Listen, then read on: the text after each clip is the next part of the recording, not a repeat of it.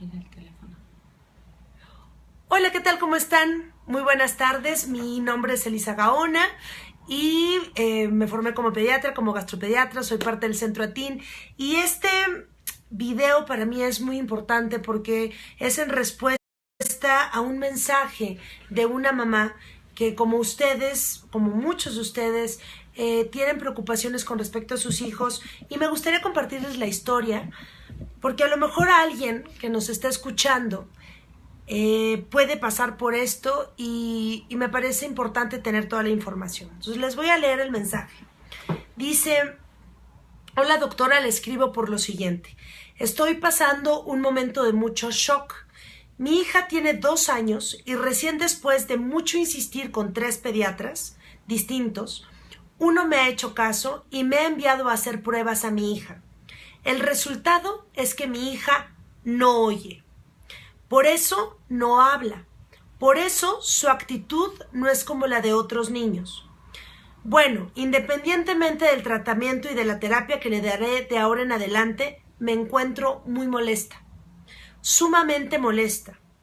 Tengo ganas de gritar los nombres de los pediatras que la vieron y decirles cómo demonios se atreven a dar una consulta en 10 minutos, a no escuchar las inquietudes de las mamás, a decir es normal sin una prueba de por medio.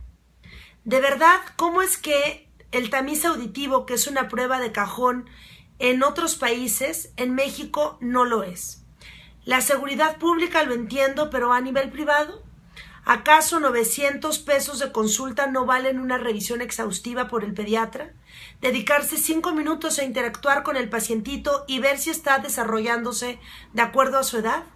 ¿Cómo es que llegamos a los 2 años sin que ningún pediatra viera un foco rojo después de que la mamá les dijo la frase: siento que mi bebé no me escucha?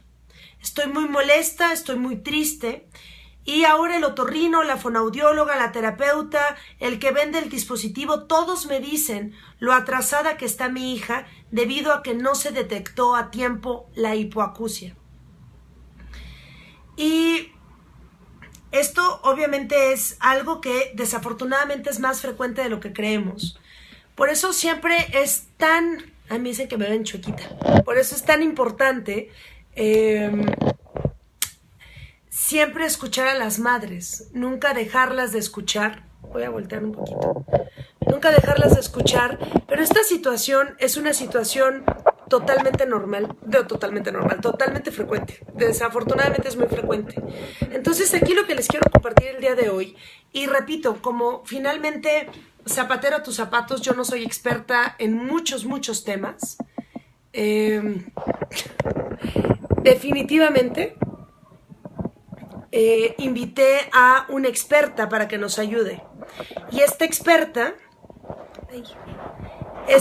el día de hoy es la doctora Miriam Camacho, y es quien les voy a presentar a continuación. Perdón por los problemas técnicos, aquí estamos. Entonces les voy a presentar a continuación a la doctora Miriam Camacho. Entonces, Miri, bienvenida.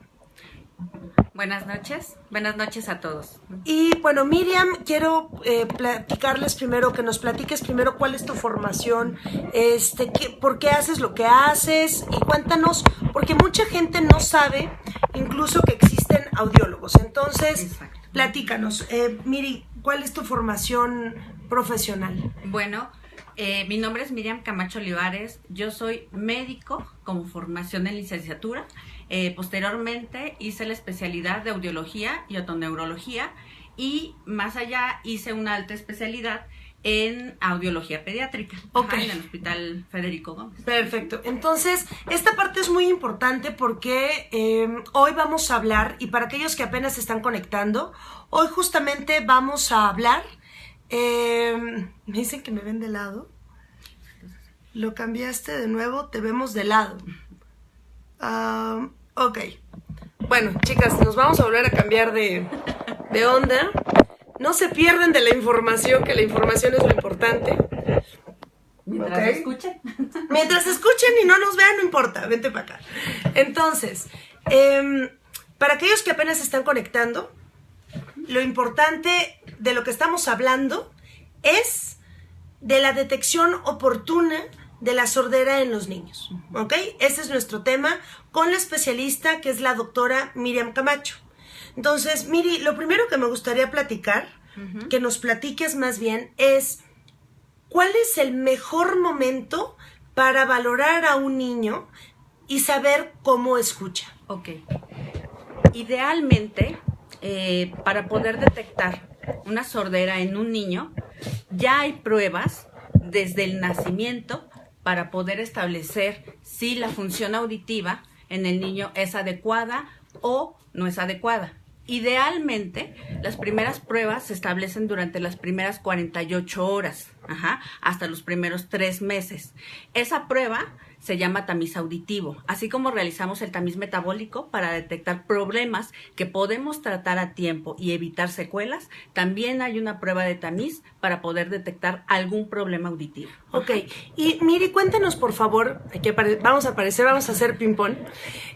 Miri, cuéntanos por favor en qué consiste el tamiz auditivo y quién lo debe de hacer. El tamiz auditivo es una prueba rápida, sencilla, no dolorosa, que se hace, lo tiene que hacer un médico especialista en audiología, porque este médico es el que va a poder discernir no solamente del resultado del estudio, sino de todos los factores que pueden implicar que a pesar de haber aprobado un estudio, tengamos la obligación de darle seguimiento a un pequeño. Y esta parte, y me voy a poner aquí un poquito más lejos a ver si cabemos las dos, esta parte me parece que es muy importante porque muchas veces dentro de los paquetes de nacimiento les venden el tamiz metabólico junto con el tamiz auditivo. Y el punto es que quien acaba haciendo el tamiz auditivo es un técnico o es la enfermera, y no es por demeritar lo que los técnicos o lo que las enfermeras hacen, sino porque un tamiz auditivo necesita una interpretación que no solamente sea que yo lea un papel que diga pasó, no pasó. Exacto. ¿Es cierto? Porque como dice la doctora, hay otros factores que hay que tomar en cuenta. Más allá del resultado del tamiz, que evidentemente es un resultado que nos va a dar la pauta para saber el seguimiento de un niño, tenemos también de la misma manera y con la misma importancia determinar todos los factores que se establecieron durante el embarazo del pequeño, en el nacimiento del pequeño, en la familia, ¿no? Antecedentes en la familia, que nos puedan dar una pauta del seguimiento que le tenemos que dar a ese pequeñito. Claro. O los datos de alerta, que eso es bien importante y creo que ese es uno de los puntos justamente del caso que habíamos tratado, ¿no? Claro, y ahorita de hecho los vamos a tocar. Pero me gustaría mucho, antes de pasar a la siguiente parte de mis preguntas, porque soy muy preguntona, me gustaría mucho, por favor, que me dijeras, Miri, ¿qué factores de riesgo hacen más susceptible que un niño no escuche? ¿Qué factores de riesgo hay que un niño no escuche? Para hipoacusia, los factores de riesgo son prácticamente los mismos que los factores de riesgos neurológicos. Okay. Sin embargo, hay algunas variantes. Los principales son bajo peso al nacer. ¿Qué es bajo peso? Menor de 2,500. Menor de 1,5 kilos. Ah, menor de 1,5 kilos. Así Eso es muy bajo peso al nacer. Eso es muy bajo peso al nacer. Ok, entonces no es menor de 2,500, es menor de 500 gramos. Nacimiento prematuro, menos de 37 semanas. Ok, menos de 37 semanas de gestación.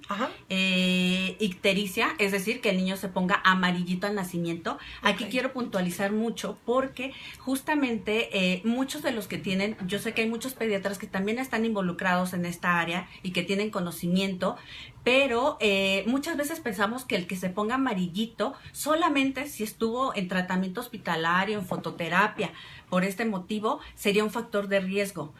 Desafortunadamente, para la parte auditiva no necesariamente tiene que tener valores muy altos. Ah, esa parte es importante. Entonces, si tu hijo tiene una coloración amarilla, ¿no? Se puede. Ictericia puede tener mayor riesgo de sordera sin que esta ictericia tenga valores muy altos de bilirrubina. Entonces, niños con ictericia se tienen que revisar. Entonces, ya dijimos, peso muy bajo al nacer, que es menos de 500 gramos, prematuros menores de 37 semanas de gestación. 1,500 gramos. 1,500 gramos. Yo sí, 500 gramos es muy poquito. Entonces, muy bajo peso al nacer, 1,500 gramos, menos de 37 semanas de gestación y ictericia. ¿Qué más? Cualquier malformación que tengamos en cabeza o cuello, Ok, malformaciones enfermedades cabeza-cuello. sindrómicas asociadas. Ok, como...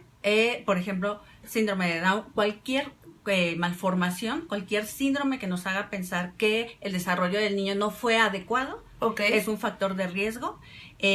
Antecedentes en la familia de sordera, sobre todo cuando estos antecedentes son al nacimiento, son los factores principales. De acuerdo, entonces, pero esto es en donde tenemos que parar todavía más las antenas. Eso no significa que todos los niños no tengan que tener el tamiz. Todos los niños tienen que tener el tamiz y nuestra fecha límite son los 3 meses de edad. Entonces nació, no se lo hice, tenemos hasta los 3 meses y tenemos que buscar a un audiólogo. Ok, algo bien importante sí, por favor. Que me gustaría como complementar para darle mucho más énfasis y que puedan comprender a lo mejor la importancia de por qué es realizar el estudio. El tamiz auditivo a nivel universal aquí en México se estableció más o menos como en 2007. La razón fue la siguiente. Anteriormente se hacían solamente estudio de tamiz auditivo o pruebas para detectar hipoacusia en los niños que tenían factores de riesgo. Desafortunadamente nos dimos cuenta que la mitad de los niños que tenían sorderas profundas no tenían ningún factor de riesgo. En la torre. ¿Y qué relación hay? ¿Cuántos niños tienen sordera? Aquí en México se establece de 1 a 3 niños por cada 1000 recién nacidos tienen sorderas, pero estamos hablando de sorderas discapacitantes, no estamos hablando de sorderas pequeñas. Sorderas discapacitantes son aquellas que me van a influir en que mi niño no desarrolla adecuadamente el lenguaje. Qué fuerte. Y aquí la pregunta que muchos papás me hacen es, oye, pero yo le hablo, le aplaudo, le hago un ruido y voltea. ¿Eso es suficiente para determinar que un niño escucha? Definitivamente no. Y aquí viene más complicado el asunto. Hay tipos de alteraciones auditivas en las que podemos tener incluso respuestas normales al sonido. Y nunca nos vamos a dar cuenta hasta que mi niño no desarrolle el lenguaje. Ok. Entonces esa parte es importante. Entonces, mensaje hasta aquí. ¿De qué estamos hablando? Estamos hablando de sordera, que es lo mismo que hipoacusia. ¿Ok? Entonces, la sordera es más frecuente de lo que creemos. Dijiste 3 niños de cada 1000 que nacen. O sea, de 1000 niños que nacen, 3 tienen sordera. Y la primera revisión tiene que ser en los 3 primeros meses de vida. Así es. Con un tamiz auditivo idealmente realizado por un audiólogo especializado en niños, ¿cierto? Así es. Ok, bien. Luego, supongamos que ya se me pasó, ya mi hijo ya no tiene 3 meses, ya está más grande. ¿Cuándo idealmente debería ser otra revisión? Ok. Los primeros 3 meses tienen una razón de ser. Ok. Para esto contamos con dos objetivos principales. Uno, que se llama detección oportuna de hipoacusia, que son establecidas por lineamientos internacionales en comité de expertos asociados a problemas auditivos en niños. Y el otro es intervención oportuna de hipoacusia. Detección temprana de hipoacusia es aquella que se realiza en los primeros 3 meses de edad. Y esta es la razón por la que lo ideal del tamiz auditivo es que se realice en los primeros 3 meses de vida de edad corregida. Ok. Y el objetivo es para ir de la mano con una intervención temprana dentro de los primeros 6 meses. Esto es importante porque, justo por la pregunta que me estás haciendo en este momento, donde, bueno, si ya pasaron los 3 meses, ¿le puedo realizar el tamiz o ya no le puedo realizar? Sí. Idealmente, ya no se tendría que realizar el tamiz auditivo. El tamiz auditivo como tal no es un estudio diagnóstico. Es un estudio que me brinda información importante para poder discernir si mi paciente o si este bebecito tiene posibilidades de tener una alteración auditiva y tengo que seguirlo estudiando o no. Después de los 3 meses, yo ya no me voy a hacer un tamiz. Yo ya voy a hacer un estudio diagnóstico. De acuerdo. Entonces, más bien, lo que cambia no es el hecho de que si ya pasaron los 3 meses no se hagan los estudios, no. Sino más bien lo que cambia es el estudio que le tienen que hacer, ¿cierto? Exacto. Ok, bien. Y, por ejemplo, aquí dice una mamá, en el primer tamiz de mi niña salió mal de un oído, se lo repitieron en una semana y le dijeron que estaba bien, que a lo mejor había tenido líquido en el oído. ¿Esto es posible? Sí. Justamente por eso habíamos comentado que las primeras 42 horas, a partir de las primeras 42 horas, era lo ideal para realizar el estudio. El estudio del tamiz auditivo se realiza colocando una sondita en el conducto auditivo y esa sondita tiene dos vías. Una vía donde emite sonidos para estimular las células del oído interno y estas células, al ser estimuladas, emiten una respuesta. Ajá. Entonces, la sonda tiene un micrófono que es muy sensible para captar estas respuestas. Obviamente, para poder tener esa respuesta, tiene que pasar todo un recorrido por la parte externa del oído, la parte media, hasta llegar a la parte interna. Tiene que ir todo el camino de ida y de regreso. Okay. Si un bebé, cuando está en el líquido amniótico, tiene residuos en el conducto, probablemente pueda ser una causa, pero eso no lo vamos a saber hasta tener como tal el estudio diagnóstico.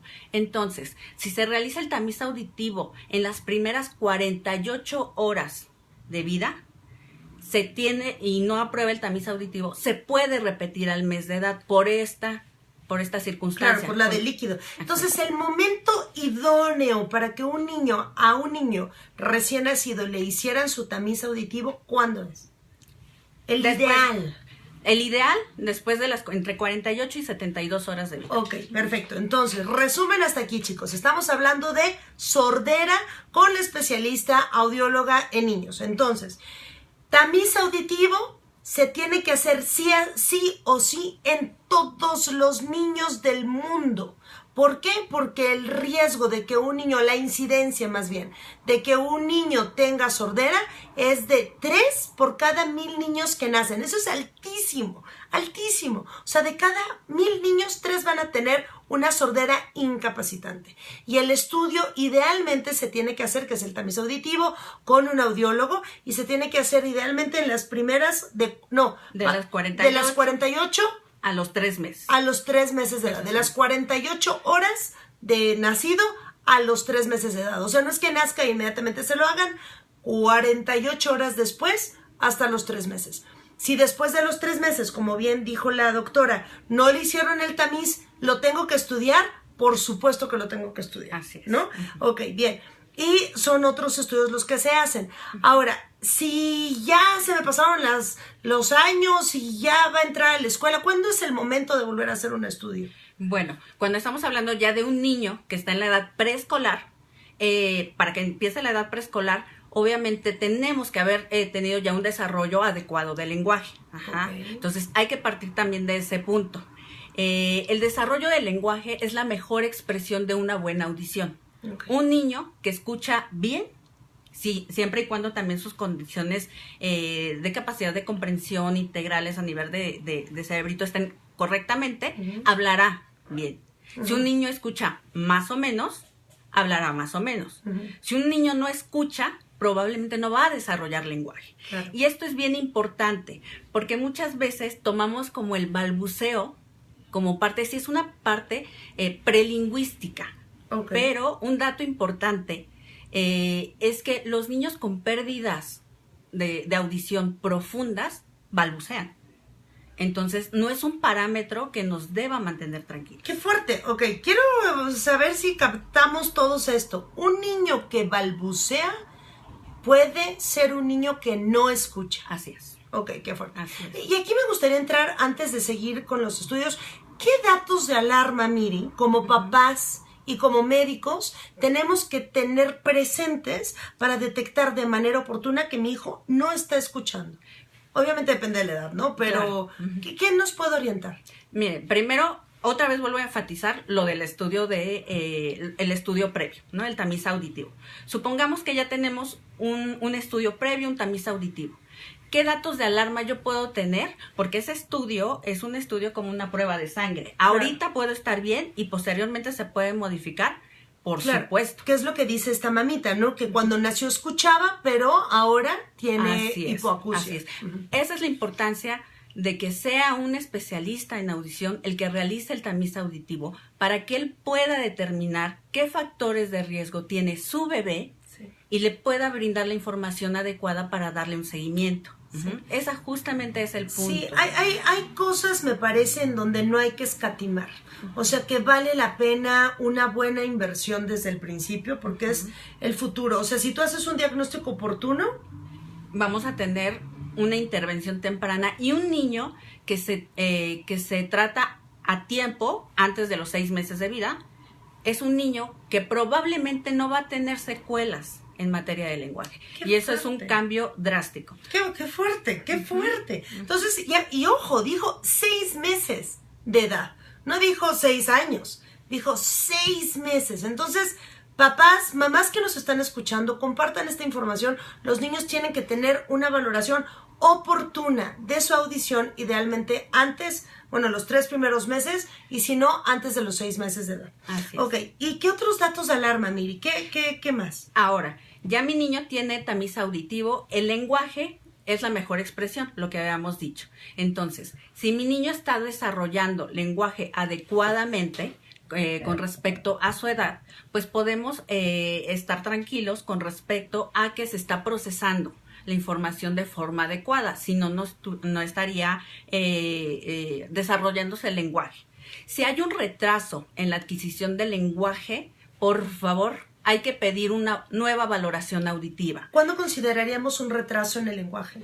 Los primeros 2 años son los más cruciales para el desarrollo del lenguaje. Okay. Hay unas herramientas muy más fáciles para poder determinar, incluso por ejemplo las que somos mamás, que ya tenemos como que la experiencia con nuestros pequeñitos de cómo van desarrollando lenguaje, o sobrinitos que tenemos en contacto, nos damos cuenta que los primeros 2 años incluso los niños ya están oralizados. Entonces, si al año de edad más o menos mi bebé me tiene que estar emitiendo palabritas, mamá, papá, agua, eche, aunque no las diga adecuadamente al 100%, aunque se coma palabritas. Al año y medio me tiene que estar juntando ya 2 palabritas, mamá agua, mamá eche. Y a los 2 años nos tiene que estar logrando juntar 3 palabras, mamá no quiero, mamá quiero leche, aunque no las diga correctamente. Obviamente, así como tenemos un periodo para poder caminar, para poder gatear, lo mismo pasa en materia de lenguaje. Claro. Nosotros vemos cómo los bebés se van desarrollando y cómo van creciendo exponencialmente. Las conexiones que se hacen a nivel de corteza cerebral, de cerebrito, para audición y para lenguaje, también van haciendo ese mismo desarrollo y a esa misma velocidad. Los primeros 2 años son cruciales para el desarrollo del lenguaje, pero también los primeros 2 años son los más importantes en cuanto a infecciones de oído medio. Por una simple razón, los niños en los primeros 2 años son más cabeza que cuerpo. Entonces, por cuestiones anatómicas del desarrollo de los niños, se van a enfermar se más. predisponen más. Claro, y si a eso le sumamos el que no le quites el biberón, ¿verdad? La técnica, o exacto, la técnica de alimentación, claro, también, por supuesto, eso los predispone más. Entonces, si en los primeros 2 años mi niño no desarrolla lenguaje adecuadamente, es falsa esa idea que tenemos de que es porque el niño está consentido, porque el niño no flojo, porque todos los niños y todas las familias tenemos el antecedente o el mito del tío Juanito que habló hasta los 7 años. Eso es totalmente falso. Entonces, no hay otra manera de poder identificar que un problema auditivo no me está afectando hasta que realicemos una prueba. Ya, lo has dicho. De hecho, más adelante me gustaría invitar a nuestra terapeuta de lenguaje, Carmen Lozano, para que nos hable todavía más acerca del lenguaje. Porque lenguaje y audición, como bien lo dice la doctora Miri, van de la mano. Entonces, el que no esté desarrollando bien su lenguaje nos puede estar indicando que no escucha. Y yo lo que les digo, papás, es no tomen riesgos. Una prueba no quita nada. Es mejor que te digan, escucha perfecto, no te preocupes, vamos a leerle cuentos, canta con él, a que nos retrasemos. Entonces, todos tienen que tener pruebas de audición sí o sí. Así es. ¿Cierto? Así es. Ok. Y platícanos más. ¿Qué otra cosa nos quieres compartir? Algo, por ejemplo, también muy importante es que podamos saber que la hipoacusia no es algo que se ve a simple vista. Desafortunadamente, ni siquiera como médicos de primer contacto o como médicos especialistas podemos tener la seguridad de la audición correcta en un pequeño sin un estudio. Entonces, no hay que escatimar en cuanto a esto, porque la idea de hacer un estudio es porque sí hay manera de darles opciones. Y esto, un niño que no escucha bien y que repercute en el desarrollo del lenguaje, va a ser un niño que va a tener problemas en una integración social. No solamente es un problema auditivo, no solo es un problema del lenguaje, o sea, no, es un problema que va a llevar por toda su vida. Claro, sí, totalmente. Y fíjate que algo que me pareció muy interesante que alguna vez me comentaste, es que muchos niños diagnosticados con síndrome, trastorno de déficit de atención e hiperactividad o con trastorno autista, realmente lo que está sucediendo es que no escuchan. Así es. Y a veces nos encaminamos en todo este trayecto de trastorno autista, déficit de atención e hiperactividad, es un niño con baja tolerancia a la frustración, que se enoja, y realmente lo que está pasando es que no escucha. Así es. Y les voy a dar también mi parte, o sea, en este testimonio que me mandó la mamá que les compartí al principio, de que había pasado por 3 pediatras, que nadie le había dicho que su hijo no escuchaba, lo que dice la doctora Miriam es cierto. Uno muchas veces, por más preparación que tengas, no siempre es sencillo ver que un niño escucha o que no escucha en una consulta, aunque sea de 1 hora. Las mías duran 1 hora completa, ¿no? Ya, y Miriam lo sabe porque también su hijo es mi paciente, pero aún así no es fácil. Y después de este testimonio y 2 días después de que esta mamá me envió este mensaje, una mamá paciente mía me escribió, su hija ya tiene 2 años, me escribió, oye, me están diciendo de la guardería que creen que no escucha a mi hija. Y ahí fue cuando tomé la determinación de, 1, obviamente, hacer este video para informarlos a todos, y 2, ponerme a la tarea, y es una invitación a mis colegas pediatras, a los médicos y a los papás que nos están escuchando, que hay que apoyarnos de un audiólogo especializado en niños, y que todos los niños que pasen por nuestras manos, todos tienen que tener una prueba de audición. Y este es el mensaje con el cual quiero que se queden. Tienen que tener una prueba de audición. Ahora, ¿por qué es importante? O sea, ¿por qué a mi niño no lo puedo identificar fuera de este periodo crítico que hablamos dentro de los primeros años? Viene la parte complicada que nosotros nos enfrentamos como audiólogos, cuando tenemos el contacto con estos pacientes. Desafortunadamente, cuando no tenemos un estudio para diagnosticar a un niño con pérdida de audición, cuando se empieza a sospechar de este problema, ya transcurrieron de 18 a 24 meses. Háblese de los primeros 2 años, que si bien recordamos, en lo que habíamos platicado, es el periodo de mayor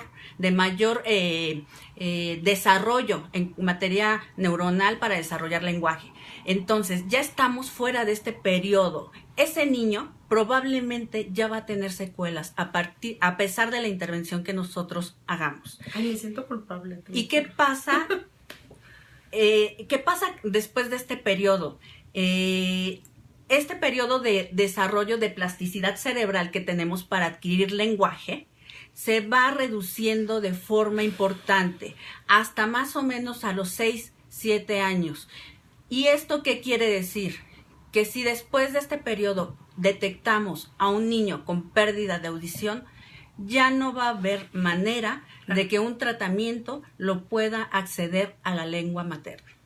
Qué fuerte. Y mira, quiero compartir esto que está diciendo una mamá. Viviana nos dice, Viviana tiene un bebé con hipoacusia y dice, mamás, se los ruego, revisen a sus bebés, no lo dejen en el olvido. Yo lloro por haber perdido tiempo valioso con mi bebé y ahora no hay marcha atrás. Y les digo, padres de familia que nos están escuchando, médicos que nos están escuchando, hay maneras de detectar la sordera a tiempo. Hay estudios para hacerlos en cualquier etapa de la vida del niño, pero entre más temprano, mejor, porque va a poder tener un pronóstico totalmente diferente. O sea, de no poder escuchar a escuchar y llevar una vida normal, ¿no? Entonces, me gustaría concentrarnos ya para terminar este video, tampoco tenerlos aquí toda la vida. 2 cosas. La primera es, ¿qué pruebas existen? Sabemos que está el tamiz auditivo, pero ¿hasta qué edad se hace el tamiz auditivo? Después de eso, ¿qué otras pruebas hay? Llénanos de cultura, por favor. Afortunadamente ya existen diferentes herramientas diagnósticas para poder evaluar la función auditiva. La audición es una serie, el sistema auditivo es una serie de eslabones. Es una serie de eslabones que finalmente van a llevar a una integración de toda esta información. Por lo tanto, necesitamos pruebas que nos permitan evaluar cada uno de estos eslabones. La prueba o el estudio estándar, ideal para poder valorar la función auditiva, se llama audiometría. Audiometría es un estudio en el cual nosotros requerimos de la cooperación del paciente, se colocan unos audífonos, se realiza en un ambiente y en una cámara sonoamortiguada y se van emitiendo estímulos sonoros a diferentes frecuencias y el paciente nos va indicando en qué momento empieza a detectar este sonido. Obviamente para eso necesitamos una adecuada comprensión, una edad correcta para que mi paciente me coopere y el estudio sea confiable. Este es el estudio ideal y va junto con otro estudio que se llama logoaudiometría. Yo puedo escuchar bien, pero comprendo lo que me están diciendo, entonces completamos con este estudio que se llama logoaudiometría. Para esto, este tipo de estudios es el ideal. Este estudio lo podemos realizar, obviamente, condicionando y trabajando con el niño aproximadamente a partir de los 3 años, siempre y cuando el niño ya haya desarrollado lenguaje. Si no ha desarrollado el lenguaje o si sus enfermedades de base no nos permiten poder tener este estudio, entonces tenemos otro estudio que se llama potenciales auditivos, en el cual no requerimos como tal de la cooperación del paciente. Este estudio no nos brinda toda la información que la audiometría, pero sí nos permite dar un diagnóstico y complementarlo para poder dar un manejo integral del paciente. Ok, perfecto. Y la otra que te quería preguntar es, ya detecté mi hijo, ¿qué opciones tengo de tratamiento? Lo pude detectar a tiempo, tiene menos de 6 meses de edad. ¿Qué opciones tengo? Dependiendo de cuál sea la causa del padecimiento, es decir, tenemos 3 vías. Una, que es una causa tratable, por ejemplo, estamos hablando de problemas por otitis, por infecciones que ya nos empiezan a repercutir en la audición. Este tipo de problemas, si se tratan a tiempo, son pérdidas auditivas que recuperan, que se pueden recuperar. Que yo creo que va mucho de la mano con lo que está preguntando una mamita que dice, ¿la hipertrofia de adenoides puede causar hipoacusia?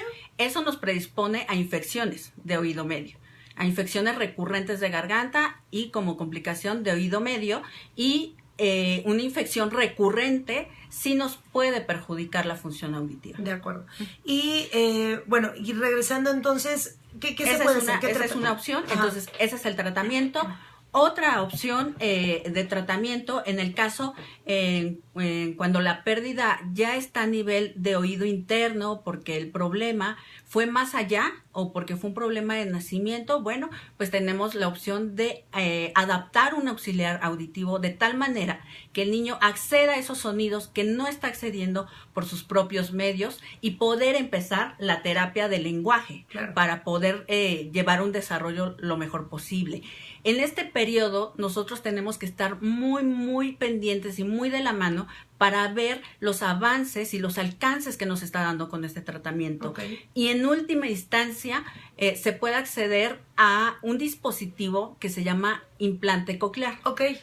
El implante coclear ya estamos hablando de un manejo quirúrgico en el cual se coloca un dispositivo que hace la función de las células del oído interno, que no está siendo como tal suficiente en el paciente para poder estimular el nervio auditivo y poderlo acceder a los sonidos.